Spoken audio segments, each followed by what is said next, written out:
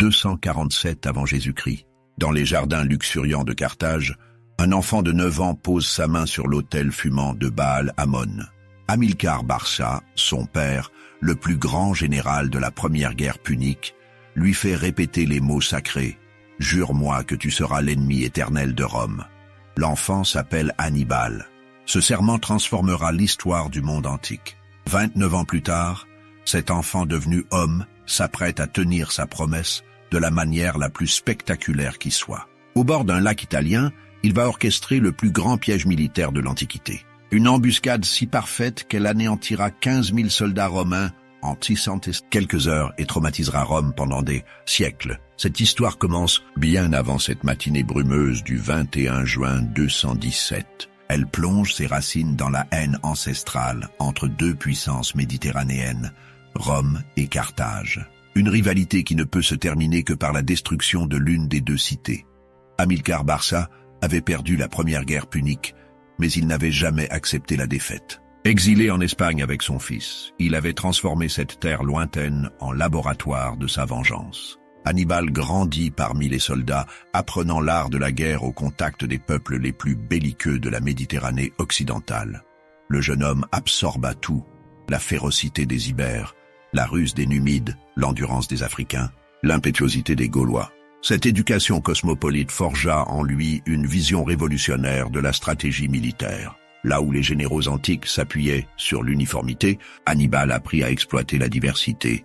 En 221, à 26 ans seulement, il hérita du commandement des armées carthaginoises d'Espagne. Son premier acte fut de consolider son pouvoir par une série de campagnes fulgurantes contre les tribus locales. En 3 ans, il soumit toute la péninsule ibérique et accumula les richesses nécessaires à son grand dessein.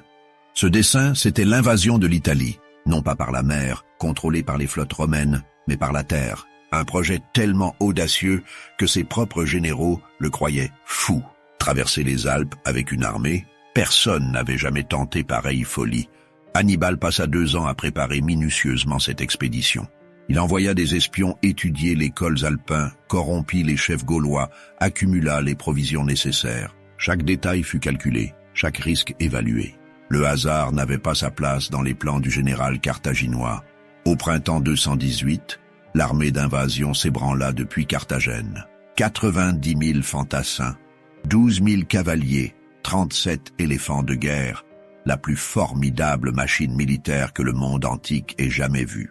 Cette horde cosmopolite avançait vers l'impossible sous la conduite du fils d'Hamilcar. L'épopée alpine d'Hannibal défie encore aujourd'hui l'imagination. Pendant 15 jours, cette armée gigantesque gravit des pentes que les chamois eux-mêmes évitaient. La neige tombait déjà sur les hauts sommets, transformant les sentiers en pièges mortels. Les éléphants, ces tanks biologiques de l'Antiquité, progressaient avec une lenteur désespérante sur les corniches verglacées. Certains s'écroulaient dans le vide, entraînant leur cornac dans une chute de 1000 mètres. Leurs barrissements d'agonie résonnaient dans les vallées comme les cris de géants mourants. Les soldats souffraient de 1000 morts. Les Africains, habitués au climat torride du Sahara, découvraient l'horreur du froid alpin. Leurs pieds nus se couvraient de gelures, leurs doigts se paralysaient sur leurs armes. Beaucoup moururent de froid pendant les bivouacs nocturnes. Les tribus gauloises des Alpes harcelaient constamment la colonne en marche. Ces montagnards connaissaient chaque rocher, chaque raccourci. Ils attaquaient par surprise, roulaient des blocs depuis les hauteurs, disparaissaient dans la brume avant qu'on puisse riposter. Hannibal perdit 50 000 hommes dans cette traversée infernale. La moitié de son armée périt dans les neiges alpines. Mais les survivants qui émergèrent en Italie du Nord formaient une troupe d'élite, soudée par l'épreuve commune, fanatisée par l'exploit accompli.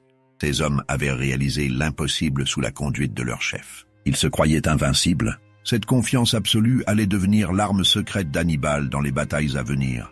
Rome découvrit l'invasion avec stupeur. Comment Hannibal avait-il pu traverser les Alpes? Les rapports semblaient incroyables. Pourtant, l'ennemi juré campait dans la plaine du Pô. Ralliant à sa cause, les Gaulois cisalpins révoltés contre l'autorité romaine. Le Sénat romain réagit avec la confiance de ceux qui n'ont jamais connu la défaite. 2 légions consulaires furent dépêchées pour anéantir ce Carthaginois téméraire. Ces 20 000 soldats d'élite suffiraient largement à régler son compte à l'Africain. Le premier choc eut lieu au Tessin en novembre 218. La cavalerie numide d'Hannibal pulvérisa littéralement la cavalerie romaine. En quelques minutes, 2000 cavaliers romains gisaient dans la boue piémontaise. Le consul Publius Cornelius Scipion lui-même fut blessé et faillit être capturé. Cette victoire éclair révéla aux Romains qu'ils n'affrontaient pas un barbare ordinaire. Hannibal possédait des qualités militaires qui surpassaient celles de leurs meilleurs généraux. Sa cavalerie, en particulier, surclassait tout ce que Rome pouvait aligner. Un mois plus tard, sur les bords de la Trébie, Hannibal confirma sa supériorité tactique. Il attira les légions consulaires dans un piège aquatique, utilisant le fleuve gelé comme allié. 20 000 Romains périrent dans cette bataille, noyés autant que tués. Ces 2 victoires consécutives semèrent la panique à Rome. Pour la première fois depuis des siècles, un ennemi étranger remportait des succès sur le sol italien. L'invincibilité de Rome, mythe fondateur de sa puissance, commençait à se fissurer. L'hiver 218-217 révéla une facette méconnue du génie d'Hannibal, sa capacité à maintenir la cohésion d'une armée composite dans l'adversité. Bloqué dans la plaine du Pô par les rigueurs hivernales, il dut éviter l'éclatement de ses forces hétéroclites. Les Gaulois récemment ralliés voulaient rentrer dans leur village pour l'hiver. Les Ibères murmuraient contre ce climat hostile à leurs habitudes. Les Africains, démoralisés par les pertes alpines, parlèrent de rembarquer pour Carthage. Seuls les Numides semblaient s'adapter à cette situation.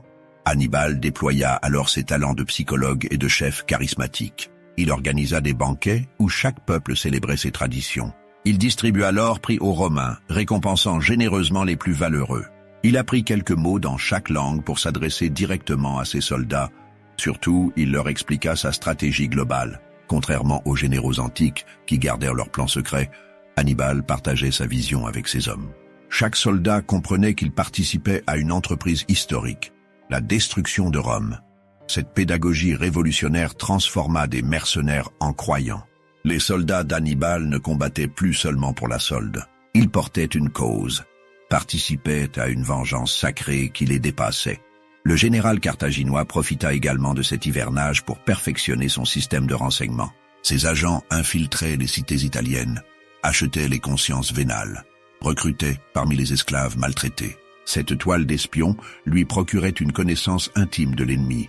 Hannibal apprit ainsi que Rome préparait une offensive majeure pour le printemps 217. 2 armées consulaires, commandées par Caius Flaminius et Cnaeus Servilius, devaient converger vers la Gaule cisalpine pour l'écraser définitivement. Cette information stratégique permit aux Carthaginois de prendre l'initiative. Plutôt que d'attendre passivement l'attaque ennemie, il décida de frapper le premier.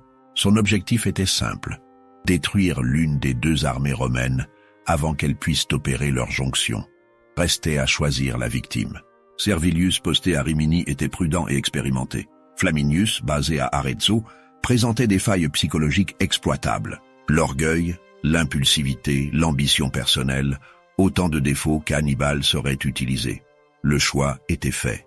Caius Flaminius Nepos serait la première victime de la campagne de 217. Mais pour l'attirer dans un piège, il fallait d'abord atteindre l'Étrurie en évitant ses positions défensives. Une nouvelle fois, Hannibal allait accomplir l'impossible. Au début du printemps 217, Hannibal prit une décision qui stupéfia jusqu'à ses propres officiers. Pour contourner les positions de Flaminius, il allait traverser les marais de l'Arno réputés impraticables. Aucune armée n'avait jamais tenté pareille folie. Ces terres inondables s'étendaient sur des dizaines de kilomètres entre les Apennins et la mer Tyrrhénienne. Au printemps, les crues transformaient cette région en un labyrinthe aquatique peuplé de moustiques et de miasmes mortels. Les Étrusques eux-mêmes évitaient ces parages maudits. Hannibal avait néanmoins ses raisons. Cette route impossible lui permettrait d'arriver dans le dos de Flaminius, là où le consul ne l'attendait pas. L'effet de surprise compenserait les souffrances de la traversée. Et puis, ces soldats avaient déjà survécu aux Alpes. Ils survivraient aux marais. La traversée dura 4 jours et 4 nuits d'agonie. L'armée carthaginoise pataugea dans une boue putride qui montait parfois jusqu'à la poitrine des fantassins. Les chevaux s'enlisaient, leurs cavaliers devaient les abandonner et continuer à pied. Les plus faibles disparaissaient engloutis par la vase. Personne ne s'arrêtait pour les secourir. La survie de l'armée primait sur celle des individus. Cette sélection naturelle élimina les éléments les moins résistants. Les éléphants survivants avançaient comme des îlots dans cette mer de boue. Leurs larges pattes leur donnaient une stabilité relative sur terrain meuble. Hannibal lui-même voyageait sur le dos de son éléphant favori, le seul qui lui restait de la traversée alpine. Mais le général paya personnellement le prix de cette audace. Une infection oculaire contractée dans les miasmes des marécages lui coûta définitivement l'usage de l'œil droit. Désormais borgne, Hannibal portait sur son visage la marque de son sacrifice pour la victoire. Cette mutilation, loin de diminuer son prestige, renforça sa légende auprès de ses soldats. Leur chef partageait leurs souffrances, payait de sa personne pour les mener à la gloire. Cette proximité physique avec la mort créait un lien indissoluble entre le commandant et ses troupes. Quand l'armée carthaginoise émergea enfin des marais, elle comptait 5000 hommes de moins. Mais ces pertes étaient largement compensées par l'avantage stratégique acquis. Hannibal se trouvait maintenant en Étrurie, dans les arrières de Flaminius, libre de choisir le terrain de la bataille décisive. Caius Flaminius Nepos incarnait à la perfection l'arrogance patricienne romaine. Cet homme de 50 ans avait bâti sa carrière politique et militaire sur une succession de victoires contre les barbares gaulois. Pour lui, Hannibal n'était qu'un Africain de plus à mater. Consul une première fois en 223, Flaminius avait subjugué la Gaule cisalpine par une campagne impitoyable. Sa brutalité envers les vaincus était légendaire. Il vendait des populations entières comme esclaves, rasait les villages récalcitrants, crucifiait les chefs rebelles. Cette cruauté systématique avait valu à Flaminius une réputation de dureté qui terrorisait ses ennemis. Mais elle révélait aussi ses limites intellectuelles. Ce général ne connaissait que la force brute. La finesse stratégique lui était étrangère. Réélu consul pour 217, Flaminius brûlait de venger les défaites du Tessin et de la Trébie. Ses échecs humiliaient l'orgueil romain. Comment des barbares osaient-ils défier la puissance de la ville éternelle sur son propre territoire? Le plan du consul était simple, établir une ligne défensive infranchissable entre les Apennins et la mer pour bloquer l'avance carthaginoise vers le sud. Hannibal devrait accepter la bataille rangée ou renoncer à son invasion. Dans les deux cas, Rome l'emporterait. Cette stratégie présentait une faille majeure. Elle supposait qu'Hannibal suivrait la logique militaire conventionnelle. Or, le Carthaginois excellait précisément à déjouer les calculs de ses adversaires par des manœuvres imprévisibles. Quand Flaminius apprit qu'Hannibal avait traversé les marais de l'Arno, sa première réaction fut l'incrédulité. Personne ne pouvait survivre à cette épreuve. Mais les rapports de ses éclaireurs confirmaient l'invraisemblable. L'armée carthaginoise campait bel et bien en Étrurie. Cette nouvelle déclencha chez le consul une fureur homicidique. L'Africain l'avait ridiculisé en contournant ses positions par un chemin impossible. Pire, Hannibal commençait à ravager la riche campagne toscane sous les yeux impuissants des légions. Flaminius reçut pourtant des ordres stricts du Sénat, attendre la jonction avec l'armée de Servilius avant d'engager le combat. Cette prudence était dictée par l'expérience des défaites précédentes. Rome avait compris qu'Hannibal excellait dans les batailles improvisées, mais l'orgueil du consul balayait ses considérations tactiques. Attendre Servilius, partager la gloire de la victoire, jamais. Cette guerre était son affaire personnelle. Il écraserait seul le Carthaginois présomptueux. Hannibal connaissait parfaitement le caractère de son adversaire. Ses espions lui avaient rapporté les colères de Flaminius, ses déclarations belliqueuses, son impatience pathologique. Le Carthaginois décida d'exploiter ses faiblesses par une manipulation psychologique d'une subtilité diabolique. La campagne de dévastation qui suivit ne visait pas seulement à affaiblir Rome économiquement. Chaque ferme brûlée, chaque troupeau volé était un message personnel adressé au consul. « Tu es incapable de protéger tes concitoyens !» Hannibal poussa le raffinement jusqu'à épargner ostensiblement les domaines appartenant à la famille de Flaminius. Cette clémence calculée devait semer le doute dans l'opinion romaine. Le consul ne serait-il pas secrètement complice de l'envahisseur? La manœuvre fonctionna parfaitement. À Rome, les ennemis politiques de Flaminius insinuaient déjà que sa passivité cachait une trahison. Comment expliquer autrement qu'Hannibal préserve ses biens personnels? Flaminius comprit le piège mais ne put s'empêcher d'y tomber. Pour prouver sa loyauté, il devait absolument attaquer Hannibal. Cette nécessité politique l'enferma dans la logique voulue par son adversaire. Le Carthaginois ajouta un dernier stratagème à sa manipulation. Feignant la retraite vers l'Ombrie, il donna l'impression d'abandonner l'Étrurie devant la menace des légions. Cette fausse fuite acheva de convaincre Flaminius que l'ennemi redoutait l'affrontement. Hannibal fuyait. L'Africain tremblait devant la valeur romaine. Cette conclusion flatteuse pour l'ego du consul précipita sa perte. Flaminius ordonna la poursuite immédiate, oubliant toute prudence élémentaire. Le piège psychologique était parfait. En quelques semaines de manœuvres savantes, Hannibal avait transformé un général prudent en proie facile. Flaminius marchait désormais vers sa mort, avec l'enthousiasme d'un homme convaincu de sa supériorité. Hannibal choisit le théâtre de son chef-d'œuvre avec un soin méticuleux. Le lac Trasimène, situé en Ombrie septentrionale, présentait une géographie idéale pour une embuscade de grande ampleur. Cette cuvette naturelle allait devenir le tombeau de l'armée consulaire. Le lac s'étendait sur une quinzaine de kilomètres, entouré de collines boisées qui dominaient ses rives. La route principale, venant d'Arezzo, longeait la rive septentrionale par un défilé étroit coincé entre les eaux et les pentes escarpées. Ce passage obligé formait un couloir de 10 kilomètres où toute armée se trouvait vulnérable aux attaques latérales. Impossible de se déployer en ordre de bataille dans cet espace confiné. Impossible de fuir vers le sud à cause du lac. Impossible de gravir les pentes au nord à cause de leur déclivité.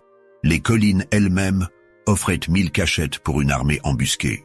Leurs versants couverts de chênes et de châtaigniers permettaient de dissimuler des milliers d'hommes à quelques centaines de mètres de la route. Un ennemi invisible pouvait arroser de projectiles toute colonne progressant en contrebas. Hannibal étudia personnellement chaque repli de ce terrain béni des dieux. Il identifia les positions optimales pour ses différents corps de troupes, calcula les temps de déplacement nécessaires, prévit les itinéraires d'intervention de chaque unité. Cette reconnaissance minutieuse révélait le professionnalisme du général carthaginois. Contrairement aux chefs antiques qui improvisaient sur le champ de bataille, Hannibal préparait ses victoires comme un architecte dessine un temple. Le site présentait un autre avantage décisif. Sa géographie particulière créait des brouillards matinaux fréquents. Ces vapeurs montant du lac enveloppaient régulièrement les rives d'un voile opaque qui réduisait la visibilité à quelques dizaines de mètres. Cette couverture naturelle permettrait à Hannibal de dissimuler ses mouvements de troupes jusqu'au dernier moment. L'ennemi progresserait à l'aveugle dans le piège tendu, incapable de détecter la menace avant qu'il ne soit trop tard.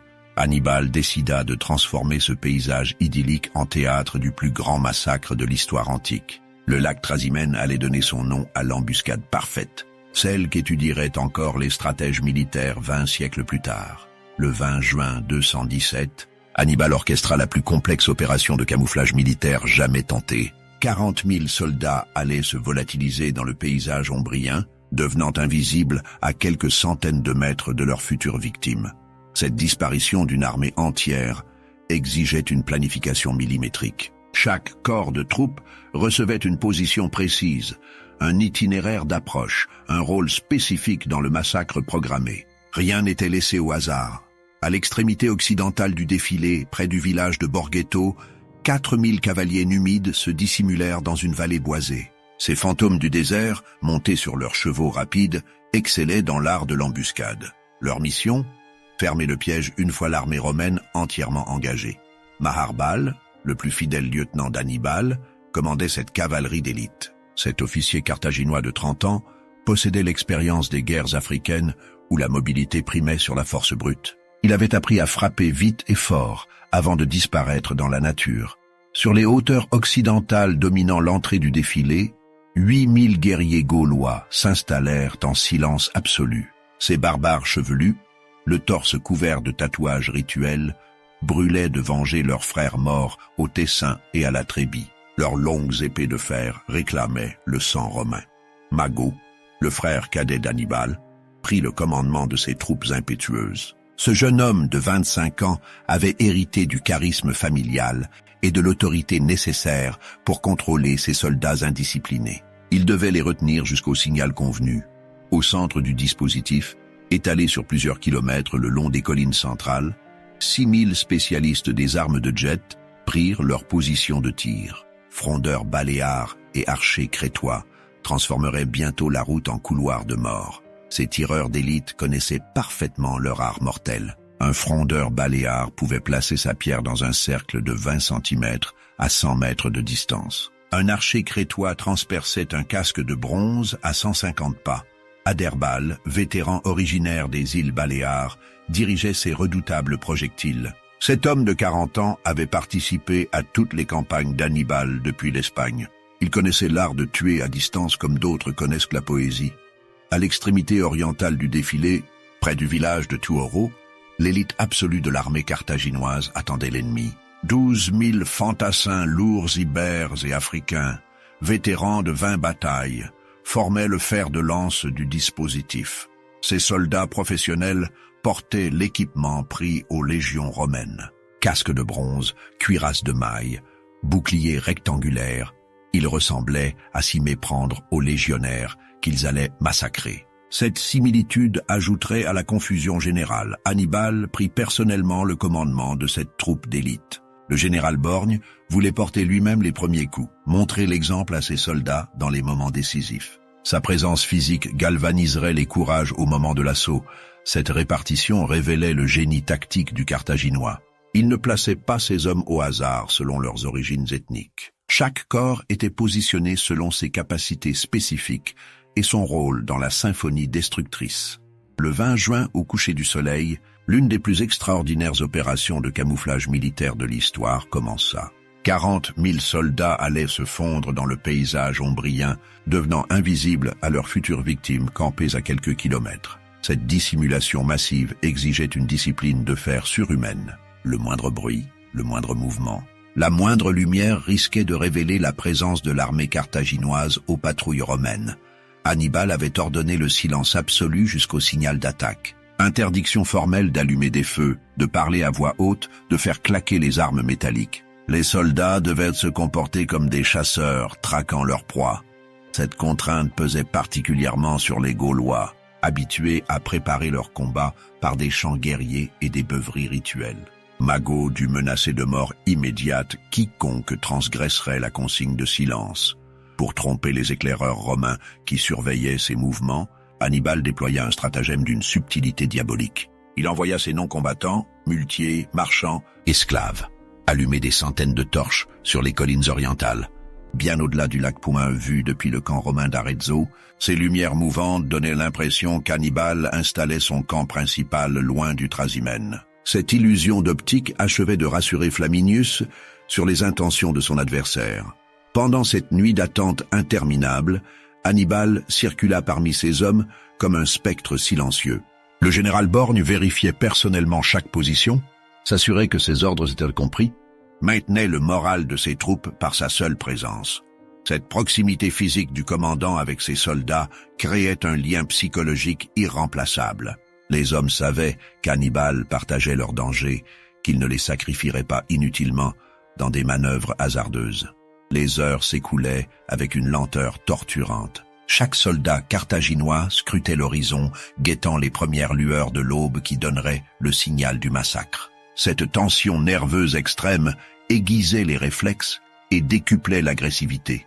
Vers 5 heures du matin, un phénomène météorologique providentiel vint couronner les préparatifs d'Hannibal. Une brume épaisse monta des eaux tièdes du lac, enveloppant progressivement tout le paysage d'un voile opaque. Cette couverture naturelle était un cadeau inespéré des dieux. Elle permettrait aux Carthaginois de rester invisibles jusqu'au dernier moment, transformant l'embuscade en apparition surnaturelle pour leurs victimes terrorisées. Flaminius leva son camp d'Arezzo aux premières lueurs de l'aube du 21 juin. Le consul romain brûlait d'impatience à l'idée de rattraper enfin cet Hannibal qui le narguait depuis des semaines. L'Africain fuyait vers l'Ombrie. Il fallait l'intercepter avant qu'il n'échappe définitivement. L'armée consulaire s'ébranla dans l'ordre traditionnel de marche des légions romaines. Cette formation, éprouvée par des siècles de victoires, reflétait la confiance absolue de Rome en sa supériorité militaire. En tête, 6000 vélites formaient l'avant-garde de reconnaissance. Ces soldats légers, âgés de 18 à 25 ans, portaient un équipement minimal, javelots, épées courtes, petits boucliers ronds. Leur mission consistait à explorer le terrain et signaler la présence ennemie. Derrière eux progressaient les 2 légions consulaires au complet, soit 10 000 citoyens romains dans la force de l'âge. Les Hastati ouvraient la marche, suivis des principes, puis des triarii avec leurs longues piques. Chaque légionnaire portait fièrement l'équipement qui faisait trembler la Méditerranée. Les contingents alliés complétaient ce dispositif impressionnant. Latins, Ombriens, Étrusques fidèles, 9000 hommes qui combattaient aux côtés de Rome par traité ou par contrainte. Leur loyauté serait bientôt mise à rude épreuve. La cavalerie fermait la marche avec les bagages. 2000 cavaliers romains et alliés, l'élite sociale de leur cité, caracolaient sur leurs chevaux de prix. Ces aristocrates considéraient la guerre comme un sport noble où l'on gagnait gloire et butin. Au total, 25 000 soldats s'engageaient dans le défilé du lac Trasimène, confiants dans leur supériorité numérique supposée. Ils ignoraient qu'ils entraient dans le plus sophistiqué des pièges militaires. Flaminius chevauchait en tête de cette colonne martiale, entouré de ses licteurs aux faisceaux dorés et de ses tribuns militaires en cuirasse rutilante. Le consul scrutait les collines embrumées, cherchant des traces du passage carthaginois. Cette recherche visuelle l'absorbait entièrement. Flaminius ne prenait aucune des précautions élémentaires que prescrivait l'art militaire romain. Aucune patrouille n'explorait les hauteurs. Aucun détachement ne protégeait les flancs vulnérables de la colonne. Cette négligence criminelle violait tous les principes enseignés dans les écoles militaires de Rome. Mais l'orgueil du consul balayait la prudence tactique. Hannibal fuyait. Les Romains le poursuivaient. La logique paraissait limpide. Vers 8 heures du matin, l'avant-garde romaine atteignit l'extrémité orientale du défilé, près de Tuoro. La brume commençait à se dissiper par lambeaux, révélant les pentes boisées qui surplombaient la route. Dans quelques minutes, le piège se refermerait dans un fracas d'enfer. Le signal fut donné par une corne de guerre carthaginoise, dont le son lugubre résonna dans les collines comme un appel funèbre. Instantanément, ce paysage paisible se transforma en volcan humain crachant la mort. De tous les points cardinaux, 40 000 guerriers surgirent de leurs cachettes et déferlèrent vers les Romains médusés. Cette éruption simultanée de violence créait un chaos indescriptible qui paralysait l'ennemi de stupeur. À l'est, l'infanterie lourde ibère et africaine chargea l'avant-garde romaine avec la puissance d'un bélier de guerre. Ces vétérans cuirassés, poussant des hurlements sauvages, enfoncèrent les rangs des Vélites comme la foudre fend un nuage.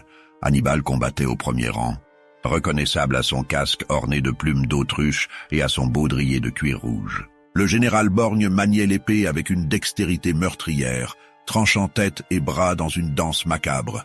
Sa présence physique au cœur de la mêlée électrisa ses soldats.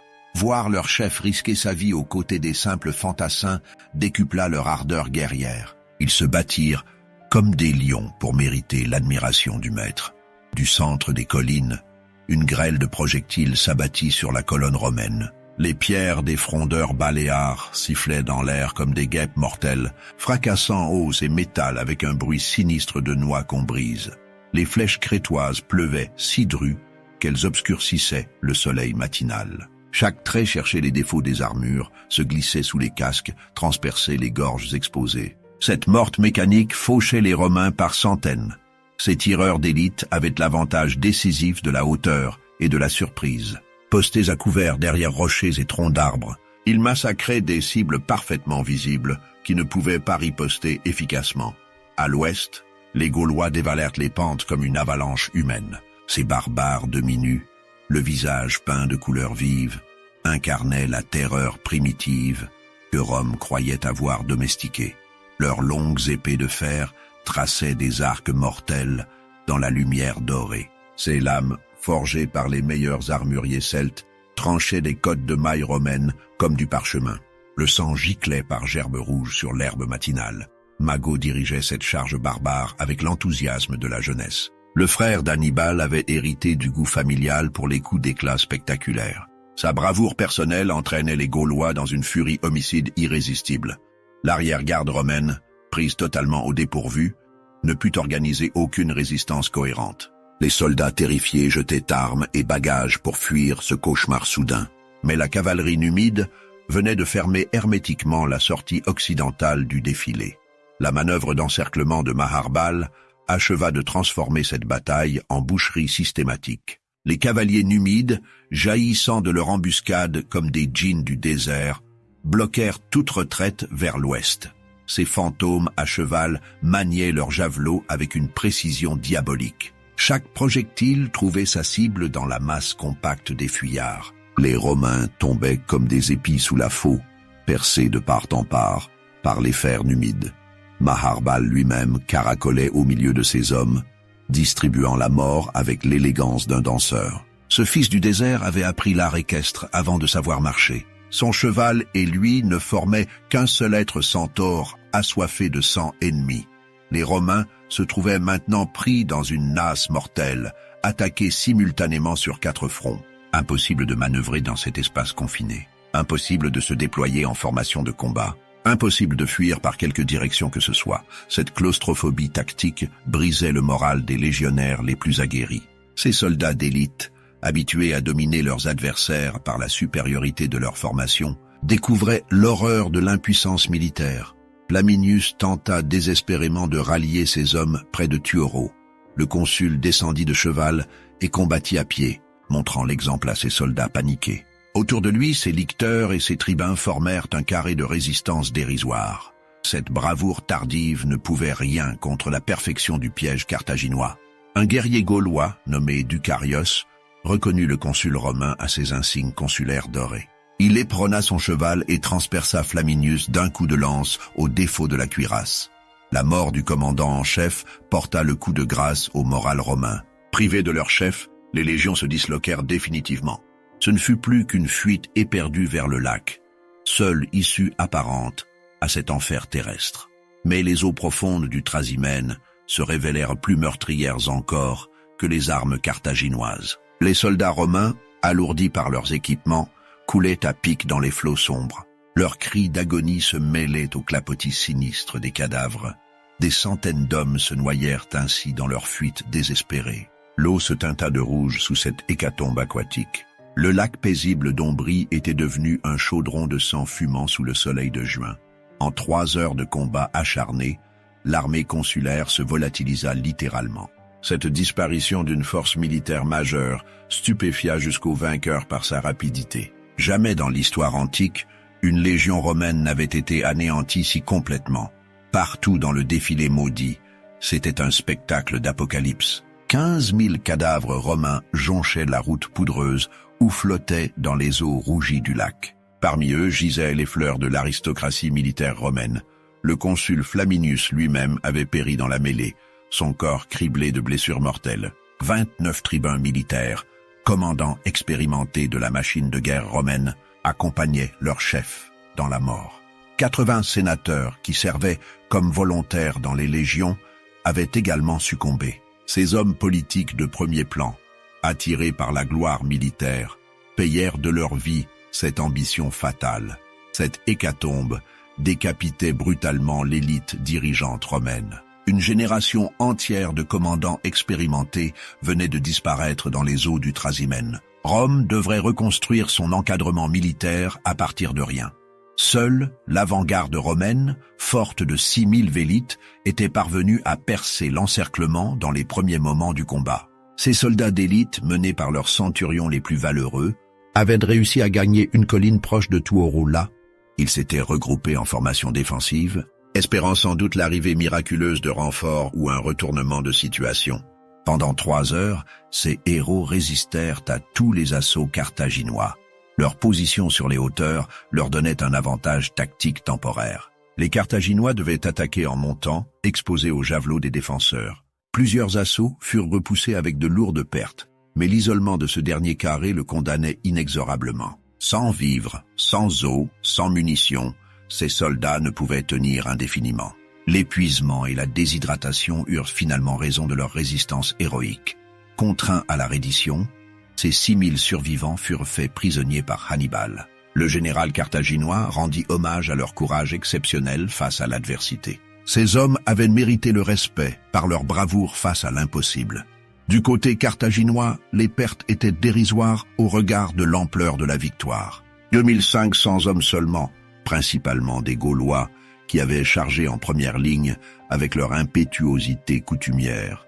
Cette disproportion sidérante révélait la perfection absolue de l'embuscade conçue par Hannibal. Jamais dans l'histoire militaire, un stratège n'avait obtenu de résultats si grandioses avec des moyens si économes.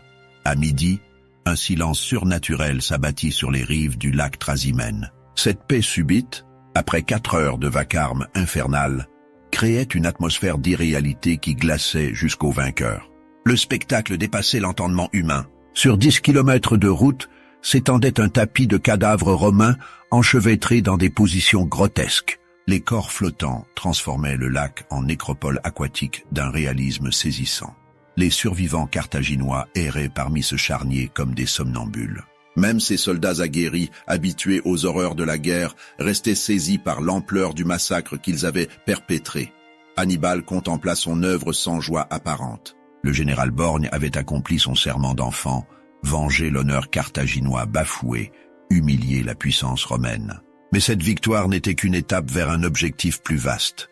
Il ordonna aussitôt de fouiller minutieusement le champ de bataille pour retrouver le corps de Flaminius. Le consul romain méritait des funérailles dignes de son rang, malgré son incompétence tactique. Cette magnanimité du vainqueur impressionnerait favorablement l'opinion italienne. Mais le cadavre de Flaminius ne fut jamais retrouvé, sans doute emporté par les flots ou écrasé dans la mêlée générale. Cette disparition mystérieuse ajouterait une dimension légendaire à la bataille du Trasimène.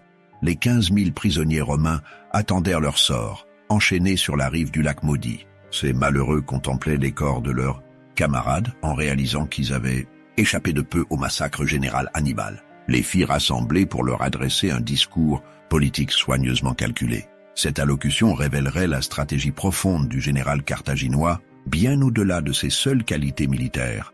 Hannibal appliqua alors sa politique habituelle envers les prisonniers, stratégie mûrement réfléchie qui visait à détruire les fondements mêmes de la puissance romaine. Cette clairvoyance politique égalait son génie militaire. Tous les citoyens romains furent séparés de leurs alliés et condamnés à mort ou à l'esclavage. Cette cruauté calculée devait terroriser Rome et montrer que la résistance était inutile face à la détermination carthaginoise. L'exécution eut lieu sous les yeux des prisonniers alliés, spectacle d'horreur destiné à marquer les esprits.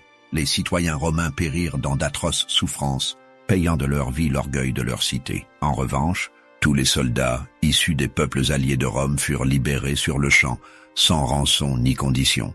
À chacun d'eux, Hannibal tint personnellement le même discours révolutionnaire. « Je ne suis pas venu combattre les Italiens, mais libérer l'Italie du joug romain. » Cette distinction fondamentale révélait la vision géopolitique du général carthaginois.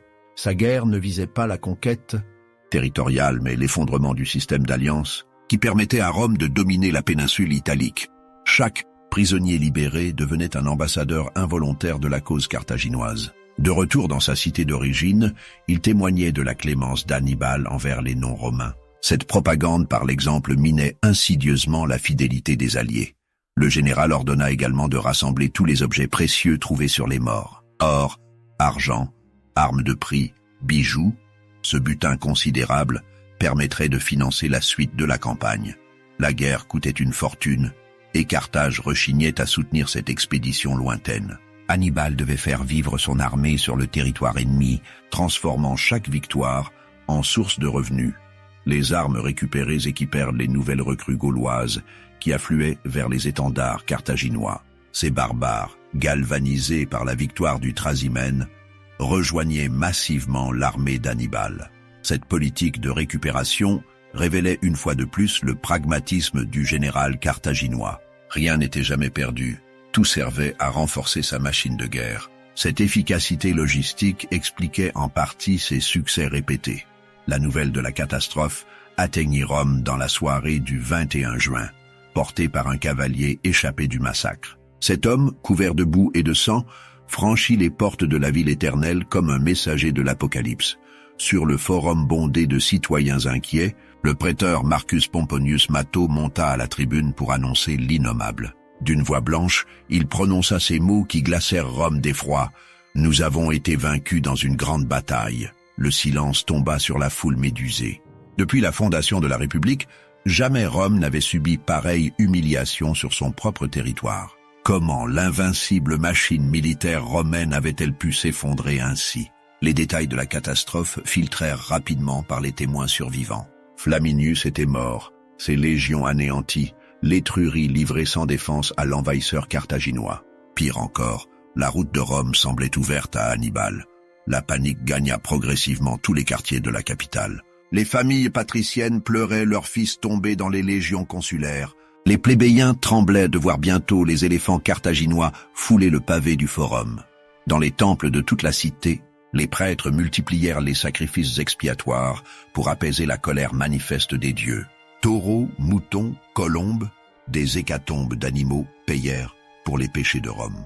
Une seconde nouvelle dramatique acheva de plonger la cité dans l'abîme du désespoir. La cavalerie de secours envoyée par Servilius, 4000 cavaliers d'élite, avait été interceptés et massacrés par les Numides près des marais de Plestia. Cette seconde catastrophe, survenue le lendemain de Trasimène, privait Rome de ses dernières réserves militaires mobiles. L'Italie centrale se trouvait désormais sans défense face à l'avance inexorable des Carthaginois. Le Sénat se réunit en session extraordinaire permanente dans le temple de Jupiter Capitolin. Ces vieillards vénérables, qui dirigeaient l'empire méditerranéen, découvraient pour la première fois l'angoisse de la défaite totale. Les débats furent houleux et parfois violents. Certains sénateurs prônaient la négociation immédiate avec Hannibal pour sauver ce qui pouvait l'être. D'autres exigeaient une mobilisation générale pour venger l'honneur romain. Finalement, une décision historique fut adoptée à l'unanimité. Pour la première fois depuis près d'un siècle, Rome nommerait un dictateur disposant de pouvoirs absolus. Quintus Fabius Maximus recevait la mission sacrée de sauver la patrie en péril. Hannibal contemplait les routes poudreuses qui menaient vers Rome, distantes de seulement 150 kilomètres. Jamais une occasion aussi favorable ne s'était présentée pour porter le coup de grâce à l'ennemi héréditaire de Carthage. La ville éternelle était plongée dans la terreur, privée de ses défenseurs, moralement brisée par la succession des défaites. Une marche forcée de 3 jours amènerait l'armée carthaginoise sous les murs de la capitale ennemie. Ses officiers le suppliaient de saisir cette chance unique. Maharbal, son fidèle lieutenant de cavalerie, lui lança ces mots prophétiques qui sont restés célèbres. « Hannibal, tu sais vaincre, mais tu ne sais pas utiliser la victoire. » Cette critique touchait au cœur du problème. Le général Borgne venait de remporter la bataille parfaite, un chef-d'œuvre tactique inégalé, mais il hésitait à exploiter son succès foudroyant. Cette indécision allait peut-être lui coûter la guerre. Hannibal avait pourtant ses raisons de temporiser. Son armée manquait totalement de machines de siège pour investir une ville aussi puissamment fortifiée que Rome. Ses soldats étaient épuisés par 4 jours de combats ininterrompus. Surtout, le général carthaginois restait fidèle à sa grande stratégie politique. Il espérait que l'écrasée victoire du Trasimène convaincrait enfin les alliés italiens de Rome de changer de camp massivement. Cette défection générale de la coalition italique, lui, apporterait infiniment plus que la prise d'une seule cité, si prestigieuse soit-elle. Rome sans ses alliés ne serait plus qu'une ville isolée, condamnée à capituler ou à mourir. Hannibal décida donc de poursuivre sa campagne de terrorisme psychologique en Italie centrale. Ses colonnes se répandirent dans la campagne ombrienne et sabine, dévastant systématiquement fermes et villages. Cette destruction méthodique visait à démontrer l'impuissance totale de Rome à protéger ses citoyens fidèles. Chaque colonne de fumée montant vers le ciel proclamait Urbi et Orbi la supériorité carthaginoise.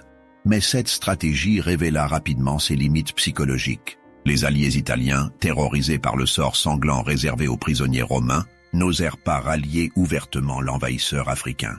La clémence d'Hannibal envers eux ne compensait pas leur terreur des représailles futures si Rome parvenait finalement à l'emporter. Cette peur paralysante maintenait leur fidélité contrainte à l'alliance romaine.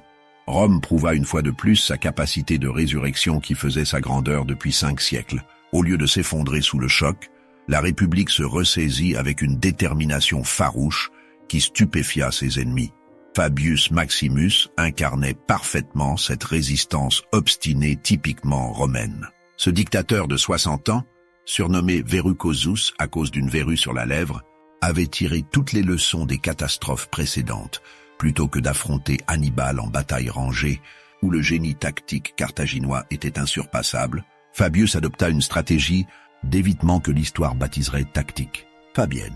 Cette nouvelle approche consistait à harceler perpétuellement l'armée carthaginoise sans jamais accepter le combat décisif, couper ses lignes de ravitaillement, attaquer ses détachements isolés, user ses forces par une guerre d'usure permanente. Cette stratégie frustrait profondément Hannibal, habitué à forcer la décision par des batailles spectaculaires qui exploitaient son génie manœuvrier. Le Carthaginois ne pouvait plus choisir le lieu et l'heure des affrontements. Rome mobilisa simultanément toutes ses réserves humaines et matérielles pour surmonter la crise existentielle. 8 nouvelles légions furent levées d'urgence parmi les citoyens encore disponibles. Les alliés latins, malgré les appels séducteurs d'Hannibal, restèrent majoritairement fidèles à leur traité avec Rome. Cette loyauté inattendue permit de reconstituer rapidement une machine de guerre opérationnelle. La noblesse romaine donna l'exemple du sacrifice patriotique. Les matrones offrirent leurs bijoux pour financer l'effort de guerre. Les sénateurs vidèrent leurs trésors personnels pour équiper les nouvelles recrues. Cette mobilisation générale s'appuyait sur un patriotisme exacerbé par l'humiliation subie. Trasimène avait révélé aux Romains que leur empire pouvait mourir. Cette prise de conscience douloureuse galvanisa toutes les énergies.